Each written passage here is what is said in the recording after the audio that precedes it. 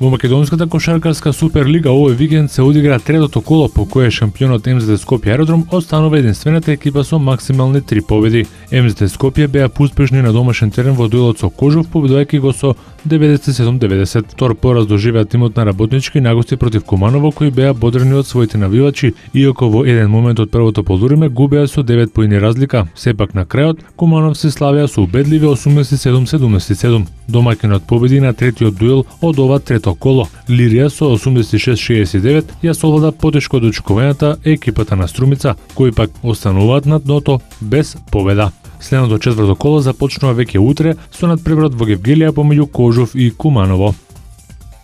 Ракометарите на Вардар ја освоија регионалната СХ лига. Тие во финалето беа подобри од Брест Мешков со 29-27 и по втор пат во третото финале го подигнаа пехарот во ова ракометно надпреварување. Многу потешко од очекуваното, Вардар стигна до победата затоа што цели 40 минути екипата на Мешков беше во предност, но потоа следуваше една серија од 4-1 за Вардар и пресврт во резултатот кој уште еднаш покажа дека Вардар е доминантен во ова надпреварување оваа сезона. Кај Вардар најефикасен на надпреварот беше Тимер Дибиров, кој по повредата се врати и одигра одличен надпревар, постигнувајќи 11 голови, додека Душебаев и Карабатеш дадоа по 4, а Прибак 3 гола. На голот на Вардар Малумбрес имаше 10 одбрани. Во екипата на Брест Мешков најефикасен беше Рутенка со 7 гола. Дибиров ја доби и наградата MVP на Final Four турнирот што се одигра во Нови Сад. По освоениот трофеј во СХ лигата сега Вардар целосно ќе се посвети на двата надпревари со Фленсбург од четвртфиналето во Лигата на ракометните шампиони.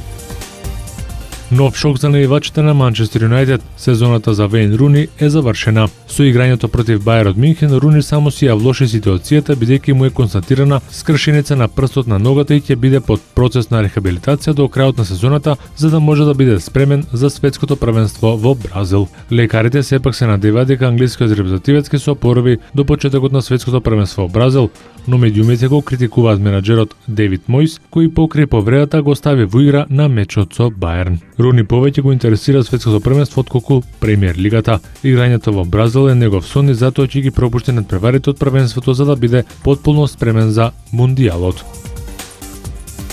Во NBA лигата синоќ се одиграа 7 средби. Во дербито Индијана со пресврт во завршницата славеше против Оклахома со 102-97. Лейл Стивенсон оствари трипл-дабл учинок, 17 поени, 11 асистенции и 10 скока. Најефикасен кај Индијана беше Дейвид Вест со 21 поен пред Пол Џорџ и Вотсон кои дадоа по 20 коша. Кај Оклахома Кевин Дурен даде 38 поени, а Расел Весбрук 31 поен, 9 скока и 7 асистенции. Чикаго претрпе пораз од Њујорк со 100-89, а Мемфис триумфираше над Лос Анџелес Лейкерс со 102-90 и моментално се на 8-то место на западот со победа повеќе од Феникс Санс. Нивниот меѓусебен дуел вечерва ќе одлучи кој ќе биде на 8-то место на западот. Во најинтересниот дуел синоќа Портланд по едно продолжение славеше против Голден Стејт со поените на Ламаркус Олдрич во самиот финиш на средбата. Николас Батум имаше 18 поени, 12 скока и 5 асистенции, Олдрич даде 28 поени и 7 скока, а Весли Метјус 24 коша. На спротивната страна Стеф Кари постигна 47 поени и 5 асистенции, додека Клеј Томсон имаше 25 поени. За вечера предвидени се 10 надпревари во NBA лигата.